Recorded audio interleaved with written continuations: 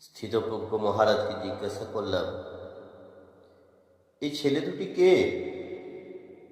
মহারাজ মৃদু হেসে বললেন, একজন নিউক্লিয়ার ফিজিসিস্ট, একজন IBM এর 6 লাখ টাকা চাকরি ছেড়ে এখানে এসেছে। সিঁড়ি ধুতে এসেছে।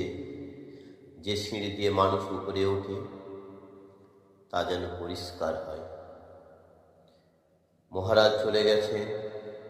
সন্ধ্যা নেমে আসছে গঙ্গায়, আমার ভেতরেও নামছে সন্ধ্যা। সারা পৃথিবীতে এত সিঁড়ি, সিঁড়িতে সিঁড়িতে এত দাগ, এত ক্রোধ, এত অপমান। আরতি শুরুর আগে মনে হলো, যে সিঁড়ি মুছতে পারে না সে কোনোদিন মানুষের চোখের জল মুছতে পারবে না।